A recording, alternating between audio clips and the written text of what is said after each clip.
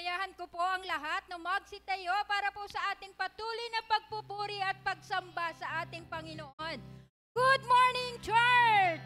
Yan, purihin po ang Panginoon sa isang napakagandang umaga na ibinigay niya sa atin. Even po, purihin po natin ang Panginoon sa presence ng bawat isa na tayo po ay may kalakasan sa umagang ito at tunay na pagtagumpayan natin ang lahat ng hadlang para po sa ating sama-samang pagsamba at pagpupuri sa ating Panginoon. Amen po ba? Amen. Kaya palakpakan natin ang Lord sa umagang ito dahil talaga namang napakadakila niya sa ating mga buhay at siya rin ang Diyos na nagbigay ng napakalaking mga pagbabago sa ating buhay. Tunay na siya po ang nagbigay sa atin ng himala ng pagbabago. Amen po ba? Yan, himala po ba talaga na tayo'y nabago? Amen! Sapagkat ang Diyos natin ay kayang gawin ang lahat ng bagay na imposible. Siya ang Diyos na talagang nagbibigay ng mga milagro sa ating mga buhay. Higit pa sa kaya nating isipin ang kaya niyang gawin. Amen po ba? Amen! Kaya sa umagang ito, sabi po sa Jeremiah 33:10 or 33, "Call unto me, and I will show you the great and mighty things." Always not. Yan, tunay na kung tayo pinatawag sa Lord, talagang nakikita natin yung mga great and mighty things. Tunay na ang ating Lord is a miracle worker sa ating mga buhay. Tunay na nothing is impossible sa ating Lord. All things is possible.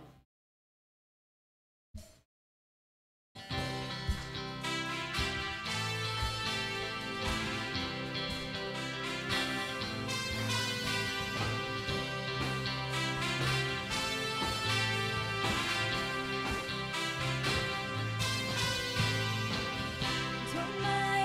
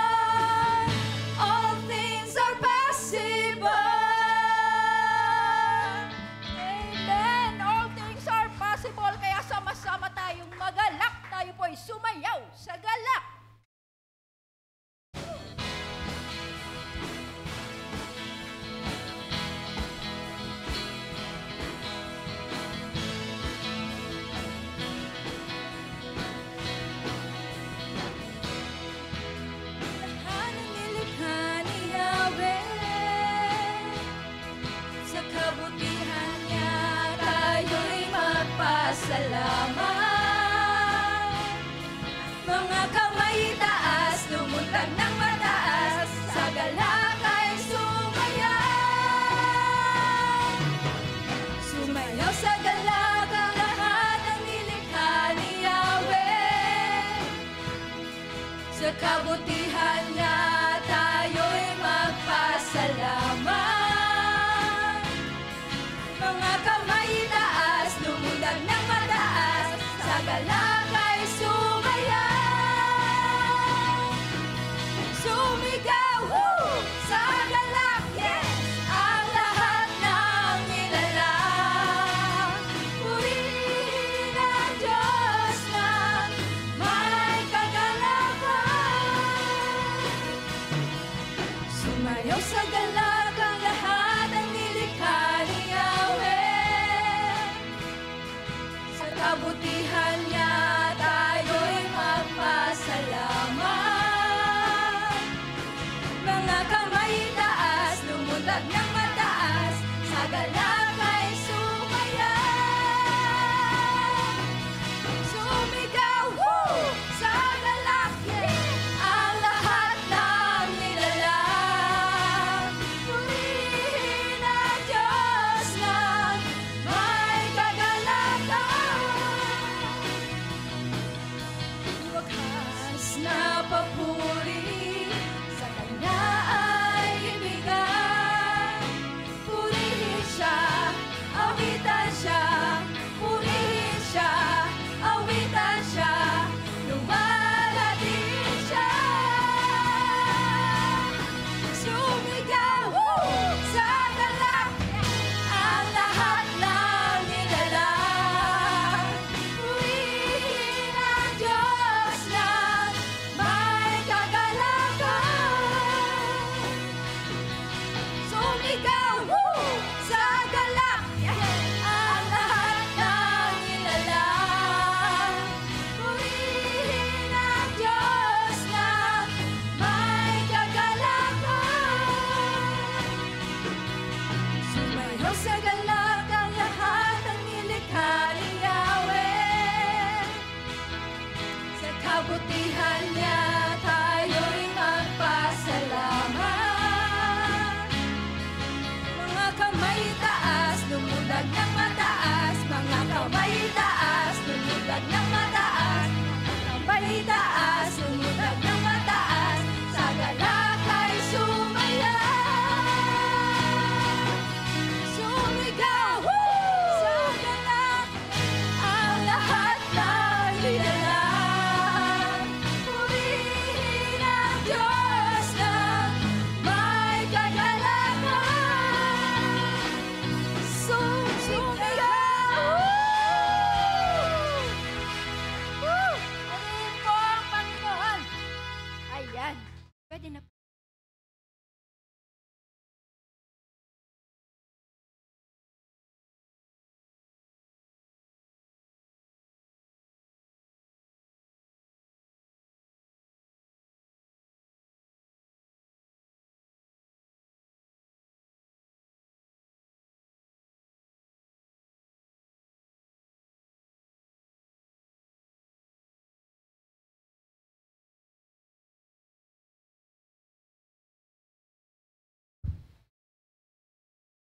Magandang umaga po sa ating lahat. Kamusta tayo? Praise God naman po.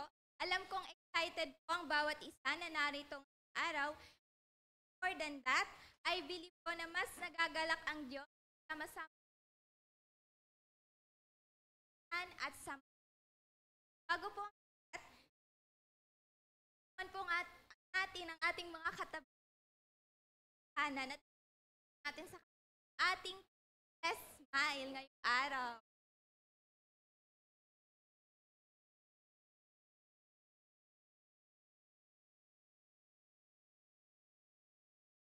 Isang linggo na naman po ang lumipas and to have the opportunity once again gather as one family. Pero ngayong araw, mas extra special. Bakit? Dahil today, we are also celebrating, honoring ang lahat ng tumatayong tahanan. ating mga katatayan.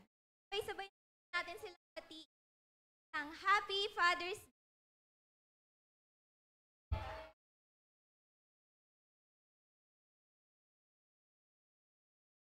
Alam niyo po, sa bahay, ang mga tatay, man sila kasing mahal ng mga nanay, ay may sarili pa rin silang tatay sa bahay. Sa oras na may daw o upuan, sila yung laging ang mga tatay parang si Mark yan, tahimik lang. Pero ang aksyon nila ay nagpapakita ng kanyang anak at asawa. At syempre, natin makakalimutan alala nila. Aral na express ang I love you, pero todo sa pangaral at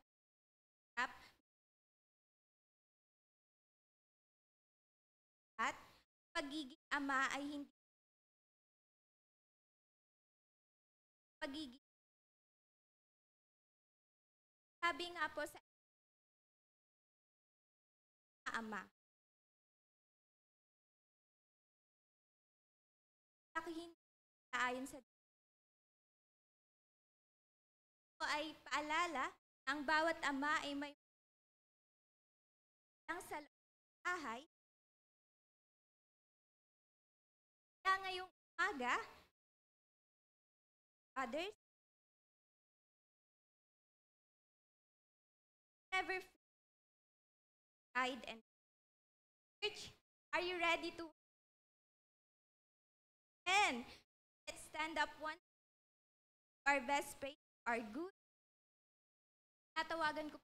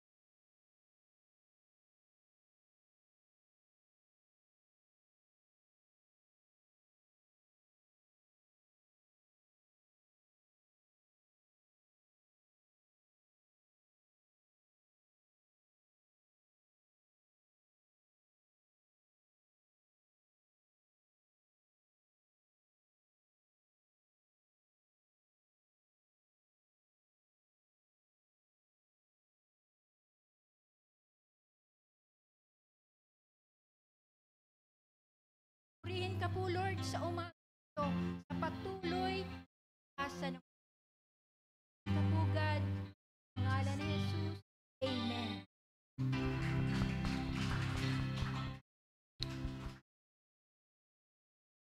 Po ang Panginoon, pwede na po tayo makaupo.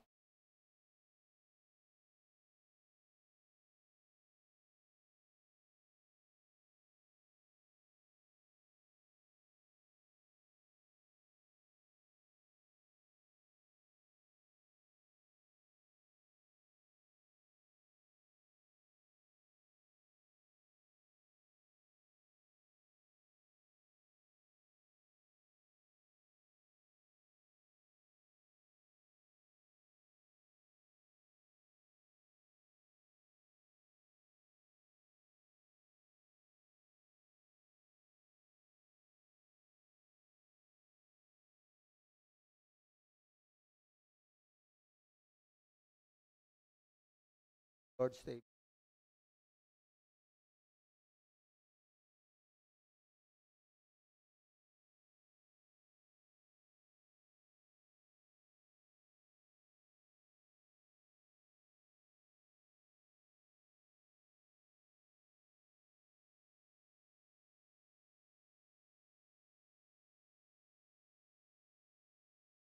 Verse ano po? Verse last part po na yan Saan niyo po yan?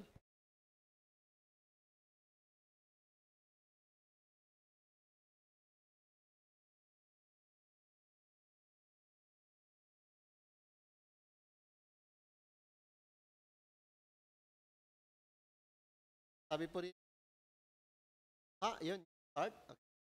Sabi po rin,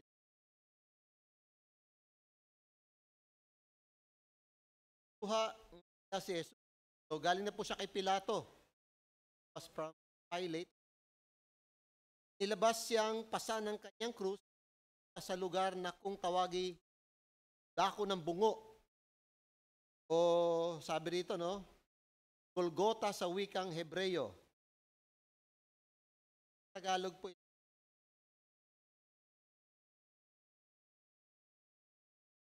Dako daw na bungo, tawag daw sa wikang Hebreyo ay Golgota. Tawag po natin.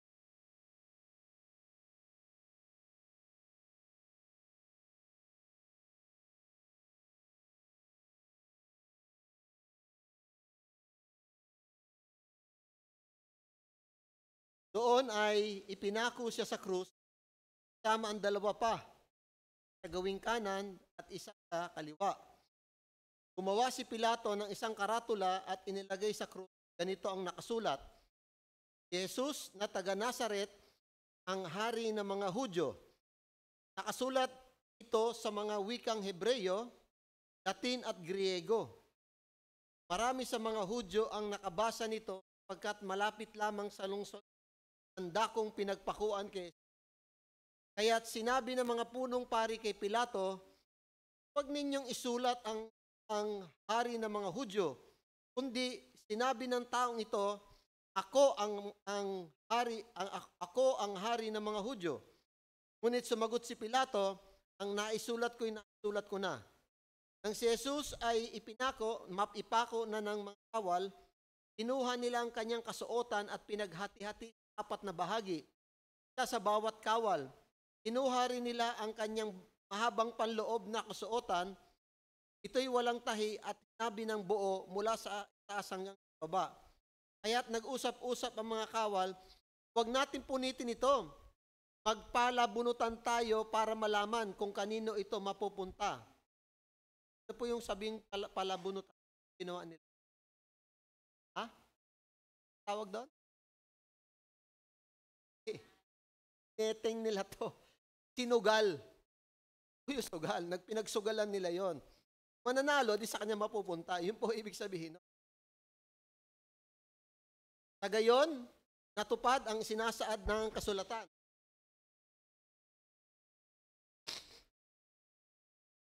Pinaghati-hatian nila ang aking kasuotan at para sa aking damit, sila'y nagpalabunutan.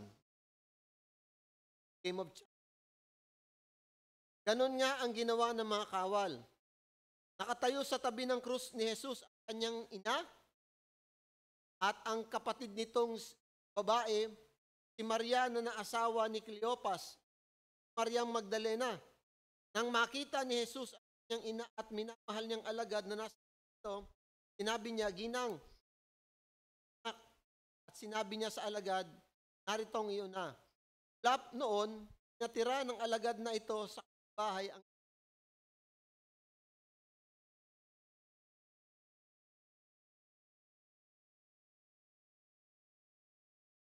pan.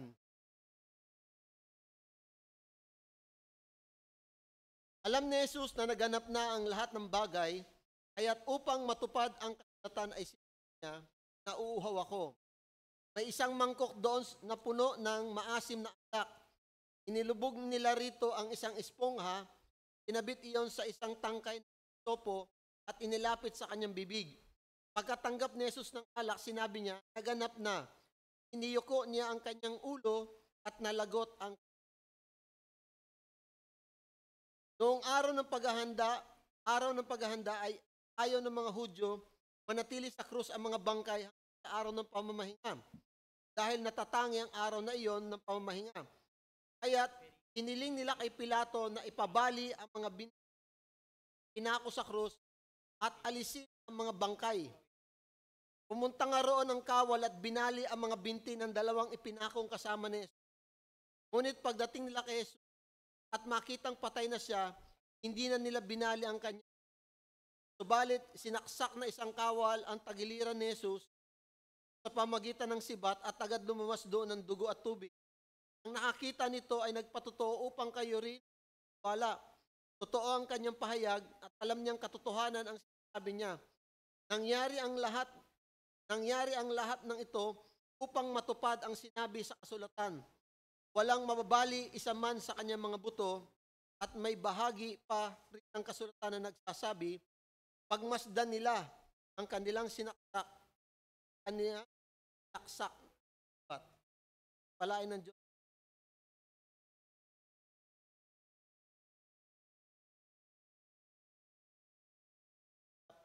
Ang Panginoon, bayad sa kasalanan ng walang kinalaman ng ating Panginoon sa kasalanan, kanyang tayo po'y mag-pray. Ngayon pong umaga, i-remember, naalala po natin muli, napay bilang kawan ng ating Panginoon, taro ng dugo na nabuhos sa krus upang matubos ang ating. Tayo po'y mag-pray, Panginoon, patawad sa ating pang sa bahagi natin umaga, maging karapat dapat po tayo sa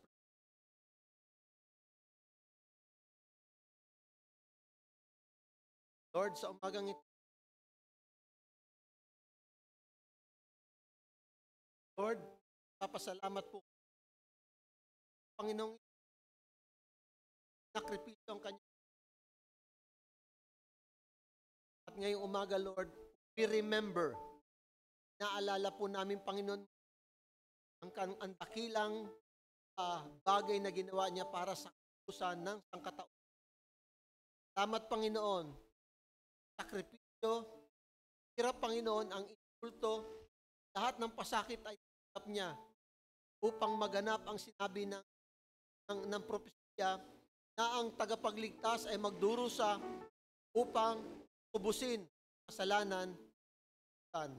Kaya nga sinabi po ni Juan, narito ang kordero ng Diyos na aalis ng sala ng sakit. At ngayong umaga, Lord, we remember, naalala po namin, Panginoon, ang dahil po sa matinding pag-ibig at pagmamalasakit sa amin upang mabigyan kami ng pagkakataon, kaligtasan, Lord, at malayo, Panginoon, sa kapahamakan sa impyerno. Salamat, Panginoon, sa umagang ito. Bigyan ka namin mata sa papuri, pagsamba. Kung natin si Kuya Kelet,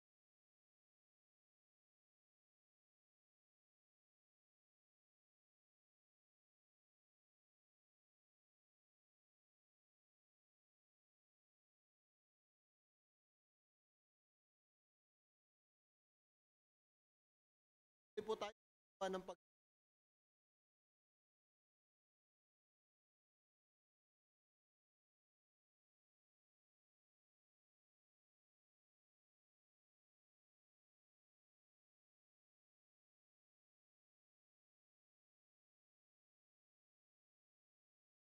ang sarili ang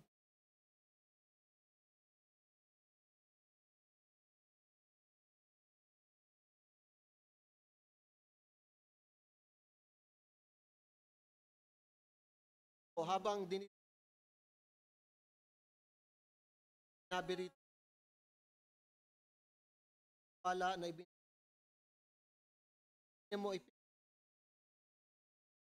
kalooban ni Yahweh na pagtulad sa isang tama ng parang ugat na natapa. Walang katangian ahang makatawag pansin. Walang taglay na pang-akit para siya. Namak siya ng mga tao at dagdanas siya ng hirap. Wala man lang pumansin sa kanya. Pinaliwala natin siya na parang walang kabuluhan. Tunay niyang inalis niya ang ating mga kahinaan. Pinagaling niya ang ating mga karamdaman. Subalit inakala nating ito parusa ng Diyos. Ngunit dahil sa ating kasalanan, kaya siya kasugatan. Siya ay binugbog dahil sa ating kasamaan. Tayo nga'y gumaling dahil sa pahirap na dinanas niya at sa mga hampas na kanyang. Tayong lahat ay tulad ng mga tupang naliligaw. Kanya-kanya tayo ng lakad. Ngunit ipinataw ni Yahweh sa kanya ang tayo ang dapat.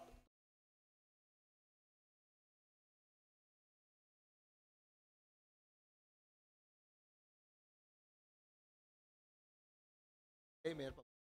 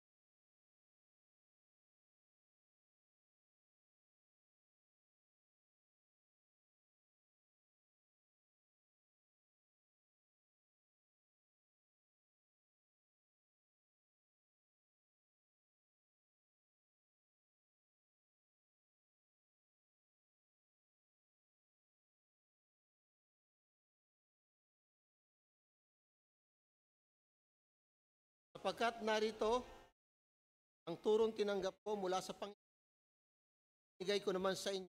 Gabing siya pinagkanulo, ang Panginoong Hesus, mampot ng tayo, nagpasalamat at pinagpirap. Sabi, ito ang aking katawan na para sa inyo. Gawin nito bilang pag-alaala.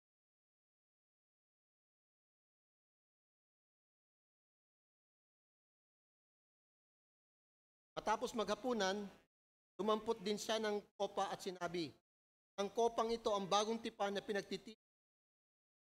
Tuwing iinumin niyo ito, gawin niyo ito bilang pag-alala.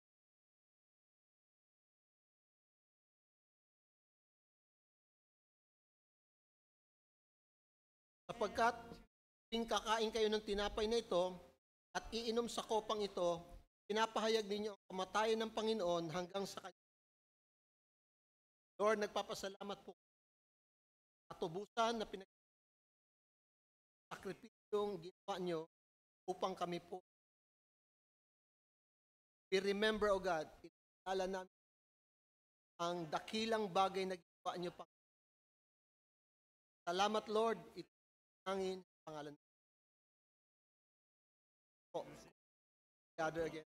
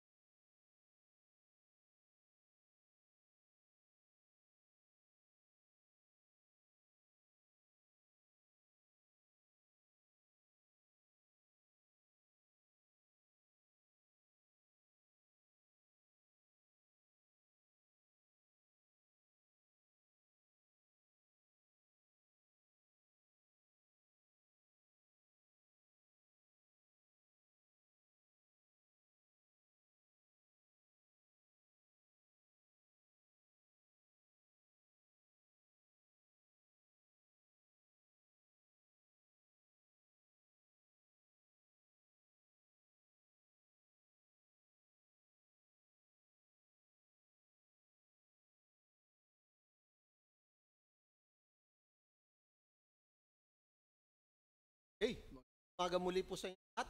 Tayo po ay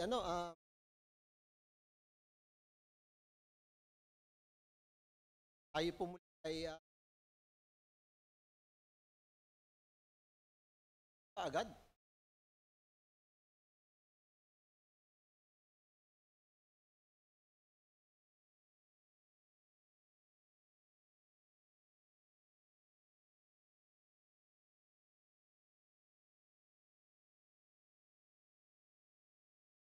Um,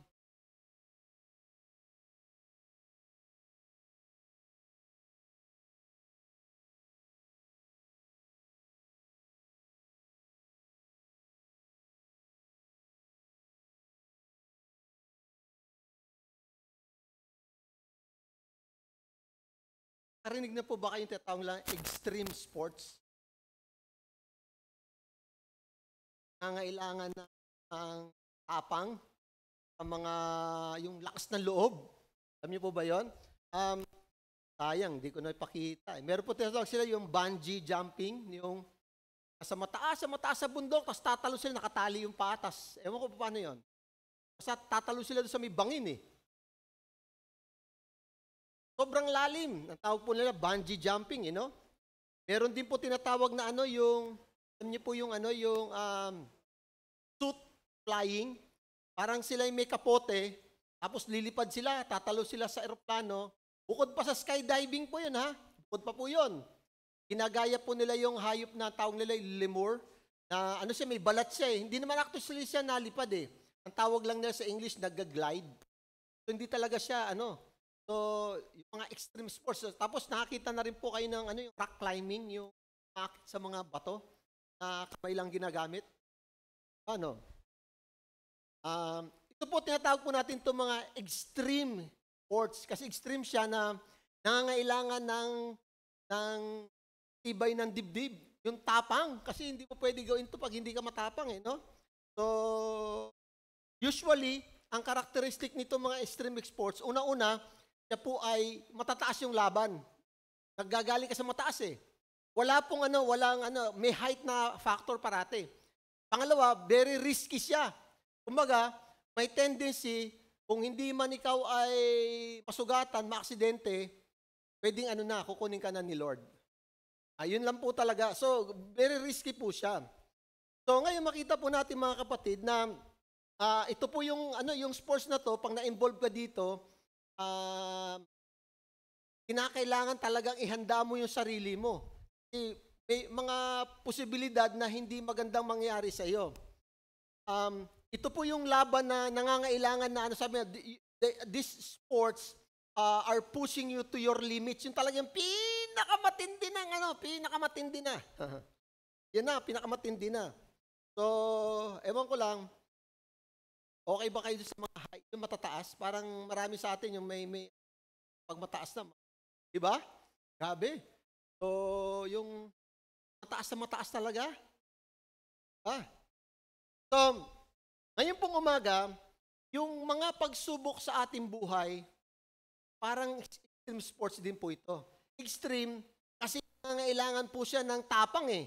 At yung pagharap mo sa mga problema. So, ganun din po siya. Kasi po ang buhay, marami po siyang hamon eh. Maraming hamon na binibigay po sa atin. Kinakailangan may kakayanan ka, ipakita ay yung tapang, at ipakita ang iyong lakas upang harapin yung mga problema. So, ito po yung mga trials to, talagang talagang inilalabas nito yung abilidad po natin na harapin at maging matatag po tayo sa lahat ng pagsubok.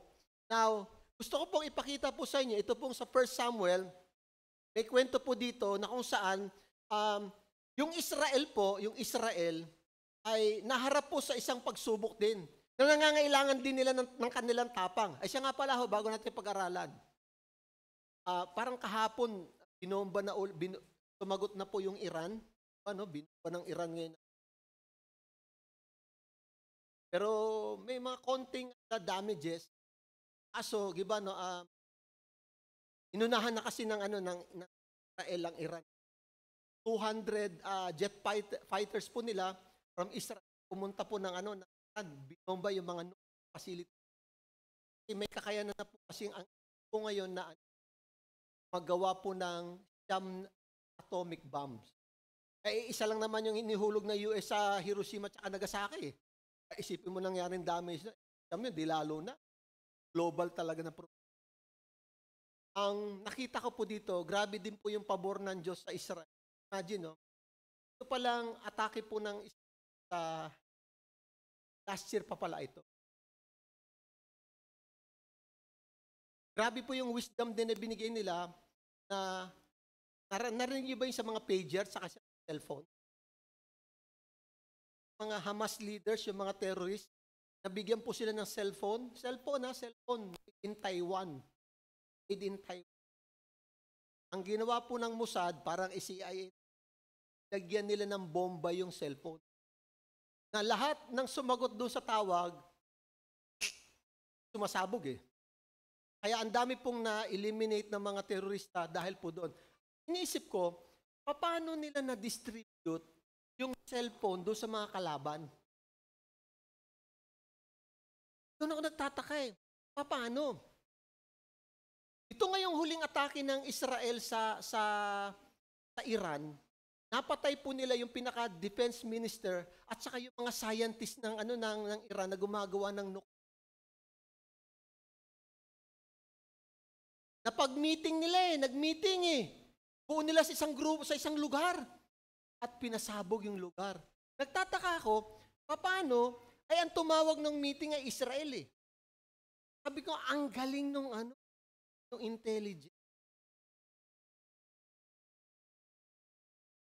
Kahit po ang Amerika, hindi nila lubos maisip, paano nagawa ng Israel, tipunin yung mga kalaban nila sa isang lugar para sa isang tabak. Kaya makita mo natin dito mga kapatid yung alam niyo po yung pagiging yung espiya, espionage. Kung pa kasi ginagawa ng Israel yan Bakit? Natatandaan niyo ba? Di ba bago sila pumasok sa lupang pangako, anong ginawa ni Moses? Sa bawat tribo, nagpadala siya ng espiya sa Kanaan. Di ba ganon? Nung si Joshua na, bago nila atakihin yung Jericho, anong ginawa na? Nagpadala rin sa espiya. Ibig sabihin, ito pong trabahong ganito, ay noong pa nila pinapractice talaga yan. Of course, siyempre kasama po talaga doon yung wisdom ng Panginoon. Kaya pag-pray po natin na pag mamamangha ka, sabi ko, kahit nga yung Amerika, nalubos maisip, anong ginawa ng Israel? Last year pa pala po yan nila pinaplan.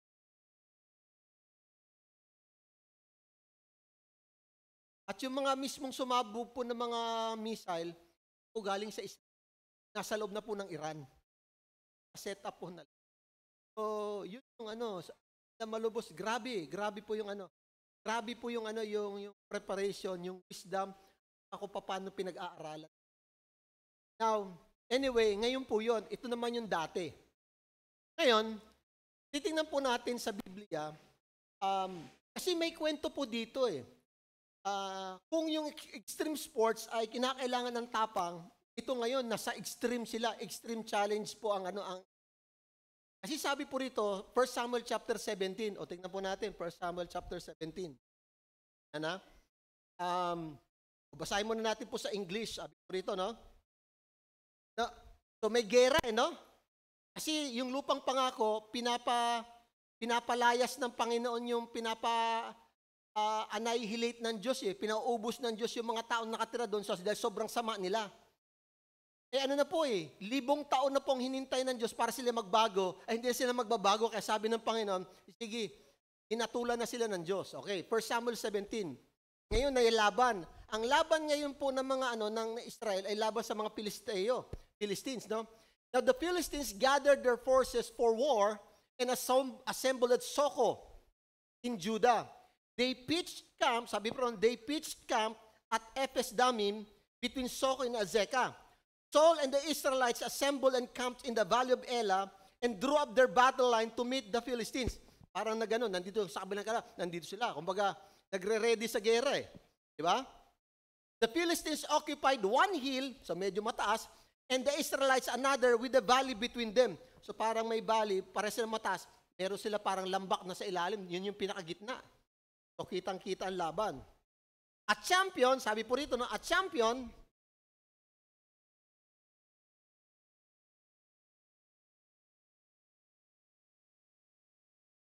Yan. A champion named Goliath, who was from Gath, came out of the Philistines' camp. His height was 6 cubits and a span. Alam niyo po ba yung 6 cubits? Yan po ay 3 meters. Is my cellphone. Pakitingin. Yan 3 meters po yan. More or less yan yung mga 9 feet and 9 inches po yan. Isang pulgada na lang kasing height na siya yung basketball court. Kasi 10 feet yung standard eh. So ganun kalaki. Ang laki, sobrang laki, no? His height was 6 cubits in span. He had a bronze helmet on his head and wore a coat of scale armor of bronze weighing 5,000 shekels. O mamaya, titingnan po natin yung 5,000 shekels. No? On his legs, he wore bronze greaves and a bronze javelin and was slung on his back. O sige, Tagalogin na po natin. Sabi rito, nagsama-sama ang hukbong Pilisteo sa Soko, na sakop ng Huda upang lusubin ng Israel. Nagkampo sila sa Epes Damim na sa pagitan ng Soko at Aseka. Si Saul naman at ang mga Israelita ay nagkampo sa may libis ng Ela at doon naghanda sila sa pakikipaglaban sa mga Pilisteo. Magkaharap ang dalawang pangkat, ang mga Pilisteo nasa isang burol at nasa kabila naman ang Israelita. Isang libis ang nakapagitan sa kanila. Ang isang pangunahing, sabi rito, ang isang pangunahing mandirigma ang lumabas mula sa kampo ng mga Pilisteo. Ang pangalan niya ay si Goliath at siya'y mula sa lungsod ng Gath. Ang kanyang taas ay halos 3 metro. Nakalagay no, 3 metro. 3 metro, no? Hinamon niya ang Israelita na makipaglaban sa kanya. Tanso ang kanyang helmet, gayon din ang kanyang kasuotan, pandigma, na tumitimbang na 57 kilos. Oh, may naalala ba kayo pag 57 kilos, saan mo ikukumpara? 57 kilos. Okay, John, 57 kilos, saan ikukumpara? 57 kilos? Ha? 57 kilos, saan? Isang kaban ng bigas. Pipimin ha, magsusuot ka, kasing bigat na isang kaban ng bigas. E paano ka pa makakatakbo nun? Ay, isang kaban, nahirap na bitbitin. Pero sa kanya, suot-suot lang niya yun. Oh. Tanso rin ang nakabalot sa kanyang binti at hita, pati ang tabak na nakasakbat sa kanyang balikat. Ang hawakan ng sibat niya ay napakalaki. At ang bakal naman na tulis nito ay tumitimbang na 20 libra. Alam niyo yung 20 libra? 12 kilos. O 12 kilos. Yung pinakagiba, yung may sibat, yung pinakatulis, 12 kilos. Aba, paano mo yun? Talagang malakas ito. Ay, kabigat nun. Ay, yung tulis lang po yun, ha? Nasa unahan niya ang tagadala ng kanyang kalasag. Sumigaw. Tama? Sumigaw si Goliath sa mga Israelita. So, sumisigaw siya, no? Sabi niya, bakit nakahanay kayong lahat diyan para lumaban? Ako isang Pilisteo at kayo na may mga alipin ni Saul. Pumili na lang kayo ng ilalaban sa akin. Kapag ako'y natalo, alipin ninyo kaming lahat. Ngunit kapag siya naman ang natalo, kayo ang alipin namin. Hinamon ko ngayon ang hukbo ng Israel. Pumili kayo ng ilalaban ninyo sa akin. Nang marinig ito ni Saul at ng mga Israelita, ano nangyari? Nang hina ang kanilang loob at sila. Mga kapatid, ito po yung ating dumating po sa punto na may matinding pagsubok ang Israel. Ang naging resulta po ay hinaan po sila ng loob. Sabi, no? Ito yung sa NBA po, no, ang pinakamataas na naglalaro po ngayon ay si Victor Wembanyama. 7'5" ang height. Kay Soto kasi 7'3" lang. Meron pong bata ngayon, parang 19 years old, taga-Canada po siya, pero laro na po siya. Ano po to? College po ito. Si Olivier, ito ang pronunciation. 7'9". 7'9". Okay, no? Ang Pilipinas talagang hindi pwede manalo sa basketball. Hindi naman tumatalon yan. Abot lang. Ay, yung kamay pa. Yan. Bruce Lee po ay 5'7". Paspasan. Si Karim ay 7'2". Goliath po ay 9'9". Digi 1 pulgada yung height na ng ano ng ring.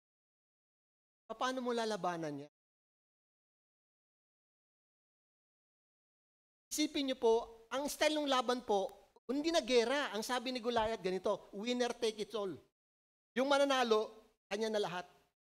Kaya sabi niya, huwag na tayo maglaban. Pag matatalo niyo ako, yung papadala niyo rito, kuhanan niyo kami. Huwag tayo magkakagulo-gulo. Magpapatayan pa tayo. Ito na lang. Ganun po yung kondisyon. Isipin mo yun, ang laki-laki ng kalaban, sino kayang lalaban dyan? Oh, nga po. Diba, no? Mga kapatid, ito po yung nangyayari sa ating buhay kapag may hamon po tayo. Para tayong Israel na tayo pinanghihinaan ng loob. At tayo natatakot. Ano na mangyayari? Diba? Wala eh. Ang sabi po ng Biblia, sila po ay pinanghinaan ng loob at sila po ay natakot. Ito yung ano, ito yun, no? So si Saul at ang mga Israelita, takot na takot sila kay Goliath. Wala naman talagang kamats eh. Walang lalaban mga kapatid. Tayo pag mayroong mga pagsubok sa ating buhay, anong unang reaksyon natin? Tayo nanghihina, pinanghinaan tayo. Ano naman ito talaga? Israel was demoralized. Sila po ay talagang nahuli po sila ng sobrang pag-aalala at takot. They were terrified. Tapos, ang pakiramdam nila, wala tayong kalaban-laban, wala na. Diba? So wala silang magawa. Ano sabi po ni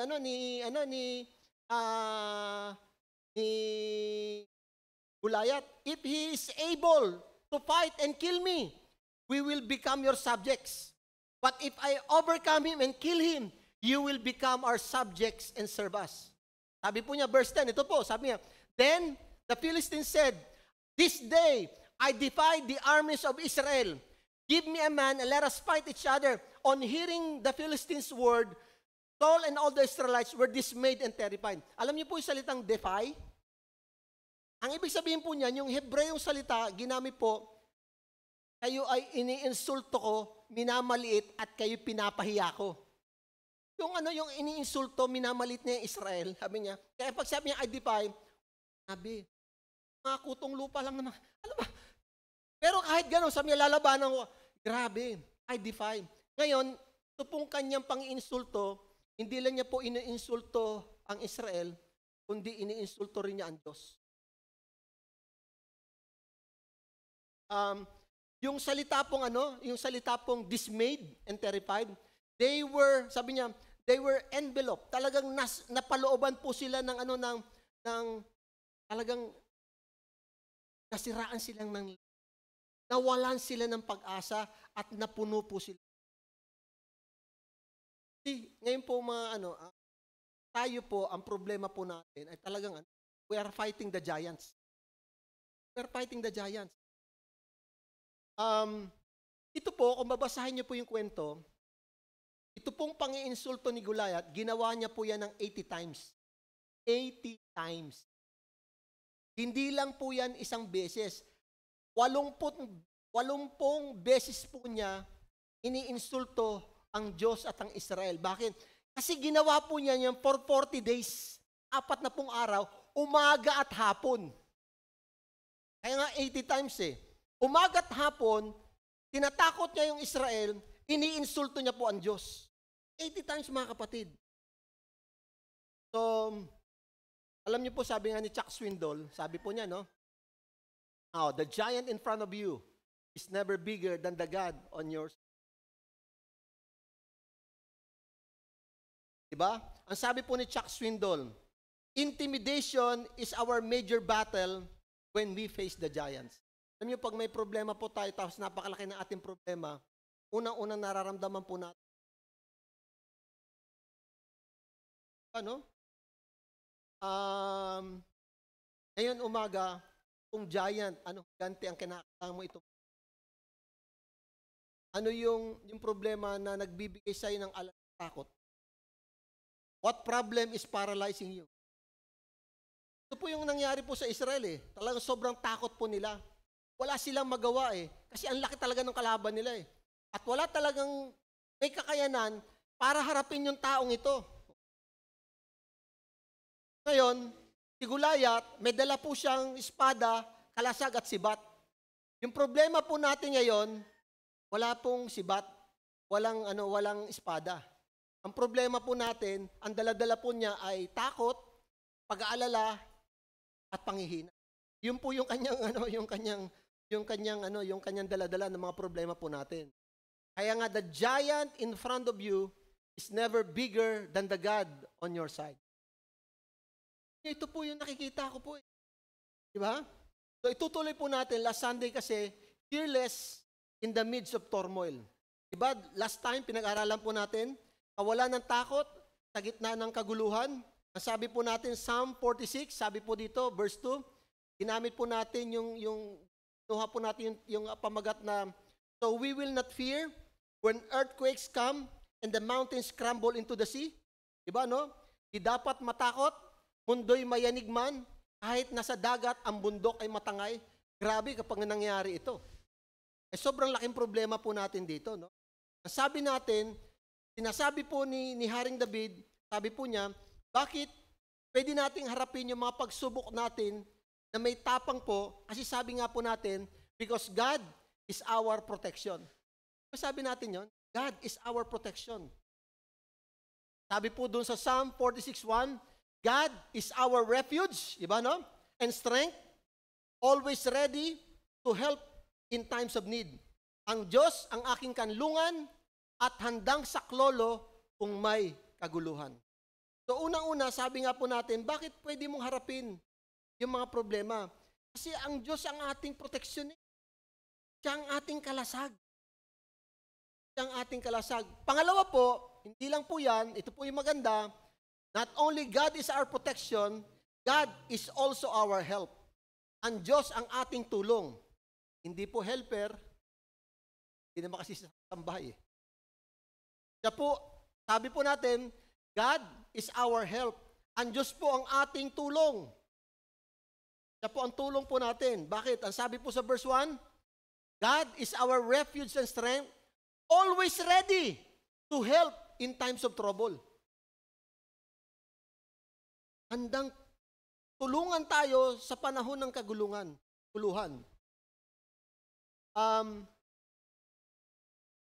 Ako po naniniwala, ito pong nangyayari po sa Israel ngayon, at kung bakit po na po ay kakaroon na sabi natin tagumpay, hindi dahil magaling po sila eh. Hindi po ako doon eh. Naniniwala po ako, nagtatagumpay po sila kasi ang Diyos ang tumutulong sa kanila. Ang Diyos ang tumutulong po sa kanila. Kasi kung hindi sila tinutulungan ng Diyos, maniwala po kayo mga kapatid, wala na pong Israel ngayon. Sila po ay matigas ang ulo, hindi sila marunong sumunod, na kumikilala sa Diyos. Pero makikita mo dito yung awa ng Panginoon dahil ang Diyos ay pinili sila upang ang mga taong ito ay makakilala sa Panginoon. Alam niyo mga kapatid, ganito lang po yan. Kung ang Diyos hindi ka pinagtsatsagaan, hindi tayo pinagtsatsagaan, wala po tayong tsansa para makakilala po sa Kanya. Dahil ang Panginoon ay mapagpahinuhod, long suffering. Nagtitiisan niya po tayo. Ito po yung dahilan kung bakit po tayo nakakilala sa Panginoon. Mga kapatid, ngayon pong umaga, bakit kailangan po natin harapin na may tapang at lakas ng loob yung mga pagsubok natin? Number 1, kasi ang Diyos ang ating proteksyon. Pangalawa, ang Diyos po ang ating tulong. Sabi niya rito, no? Always ready to help in times of... Palaging handa ang Diyos para tayo tulungan. Para tayong tulungan. Yung salitang help, ang ibig sabihin po niyan ay aid, assistance. Ang maganda dito, sabi dito, always ready to help. Handang tumulong sa ating mga kaguluhan at ating mga kagipitan. Meron pong talata sa Psalm 121, 1 and 2. Sabi po ni Haring David, I will lift up mine eyes unto the hills. From whence cometh my help? My help comes from the Lord, which made heaven and earth. Sa Tagalog po yan, doon sa burol, ako'y napatingin. Sa saklolo sa akin, saan manggagaling? ang hangad ko'y tulong kay Yahweh, magmumula sa Diyos na lumikha ng langit at lupa. Ito po yung maganda po, no? Kapag dumating po sa punto na parang natatabunan na po tayo ng mga suliranin, ng discouragement, mga kapatid, alam niyo po, ang kaaliwan po ni Haring David, ang sabi niya, nung siya'y tumingala daw, nakita niya ang tulong ng gagaling sa Panginoon. Ang maganda dito, sabi po rito, no? Ang Diyos na lumalang ng langit at lupa. Ano katindi nung tutulong sa'yo? Siyempre, tayo mga tao, ang gusto nating tumulong sa atin, ay yung talagang mas malakas sa atin. Yung may kakayanan. Siyempre, ayaw mo naman yung tutulong sa'yo na na sino lang. Ang gusto mo, yung tutulong sa'yo, ay yung tutulong talagang may kakayanan para malutas ang iyong. Ang pinanggagalingan ng tulong po natin ay galing sa Panginoon na lumikha ng langit at lupa with unlimited power. Sabi nga po sa Book of Proverbs, the Lord by His wisdom laid the foundations of the world. Sa kanyang talino at kaisipan, inilatag niya, nilikha niya ang langit at grabe mga kapatid. Ang nangyari po ngayon sa Israel, Goliath, kay Superman pa. Sino nga pala, ano nga pala yung nagpapahina kay Superman?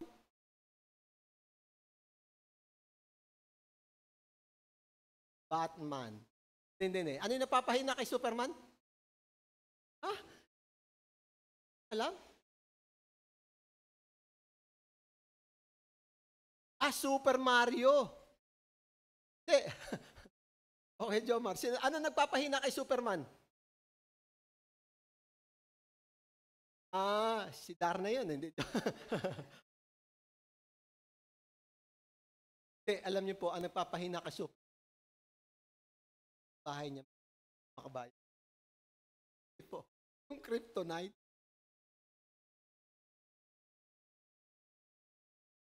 Natutulog Ang tanong ko ngayon, anong kryptonite mo ngayon? Papahina. Yung Israel, rapin po. Sabi maganda nito mga kapatid, alam po natin. I will lift up my eyes to the hill, from whence cometh my help comes from the Lord. Palakasan po natin at so, dalawang bagay po para maging matapang tayo at malakas ang loob para harapin niyo. God is our protection and God is our help. Sabi mo, God is our protection. God is our help. O gawin mong personal. God is my protection and God is my help. Pray po tayo. Nagpapasalamat po kami, Panginoon. Gaya po ng tatakot. Makita po nila yung kalaban. Laki. Sobrang taas. Sobrang lakas. Pinanghinaan po. Noon, mga bagay na nawawalan kami ng pag-asa. Pero ngayong umaga, sabi ng isa, ikaw ang aming Panginoon, ikaw ang aming tulong na lumikha ng langit at lupa, makapangyarihan. Salamat, Panginoon, sa pag-asa binigay niyo po na ngayon pong araw na to at ikaw ang magiging protection po namin at ikaw ang aming Salamat, Lord, Salamat po.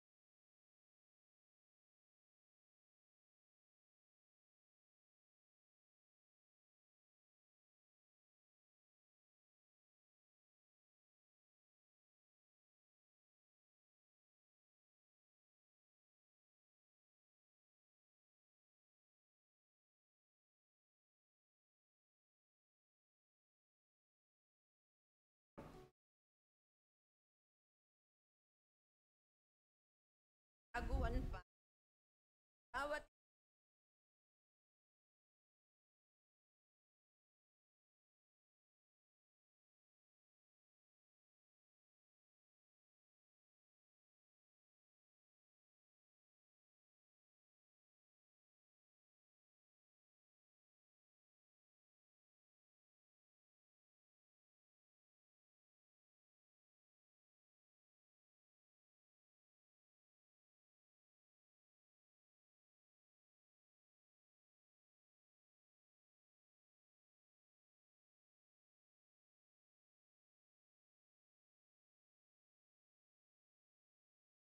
po, tayo po ay manalangin.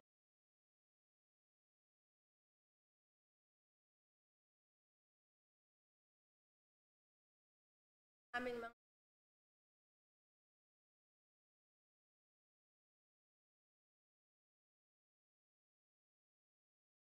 mo kaming maging ganap pag-ibig ng aming tayong magbigay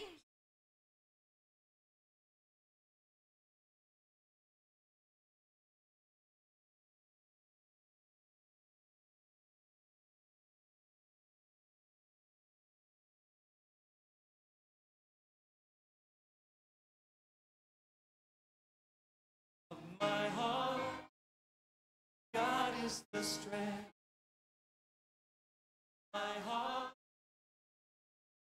forever. God is the strength of my heart. God is the strength of my heart. God is the strength of my heart and my portion forever. Forever.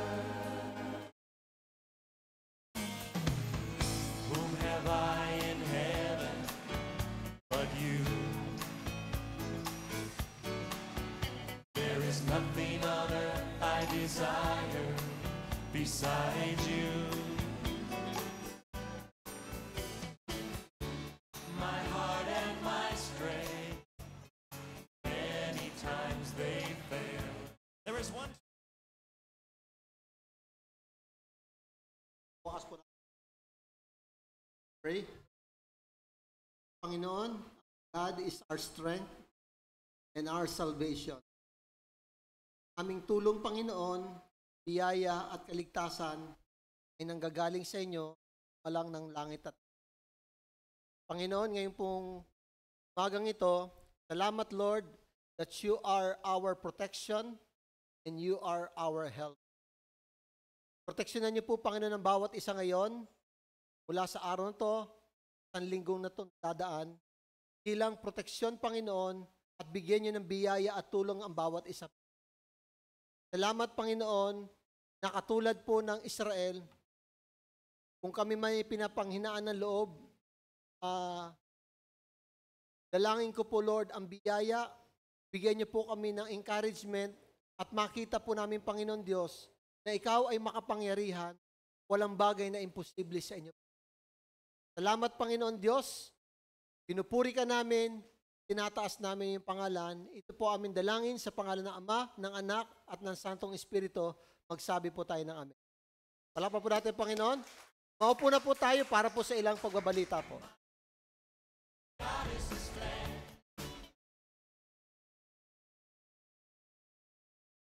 Oh, God is the strength. My heart. Oh, God is the strength of my heart. God is the strength of my heart and my portion forever.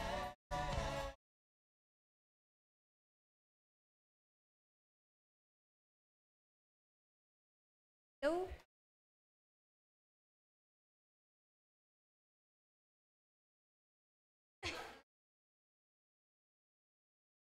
So ngayon naman po ay dadako po tayo sa ating mga regular announcement pero bago po batiin natin ang mga birthday celebrants ngayong month of na po ay si Ate Mi Makairan, June 15. Happy birthday po. Sunod po ay si Kuya Efren Buk, June 18. Happy birthday po! Last po ay si Lucky Carpio, June 20. Happy birthday! Ayun, patuloy pa rin pong ginaganap ang ating prayer meeting every Tuesday, 5:30 p.m. Ito po sa TMI Church. Ganun din po ang ating online prayer fellowship every Friday po yun, 7 p.m. via Messenger group. Para po sa, pwede po tayong makipag-ugnayan sa ating prayer ministry. Ganun din po ang ating night of prayer and worship every last Friday of the month, 7 to 9 p.m. dito sa TMI Tipa. At patuloy pong ine-encourage ang bawat kabataan na dumalo po sa ating TMI Youth Worship Service o ang Ignite. Every Saturday po yun, 1 p.m. Maraming salamat po sa maraming salamat po sa bawat isa na naririto ngayon. Ang server po natin ngayon ay ang Young People Boys. Maaari na po tayong magpunta sa ating mga small group.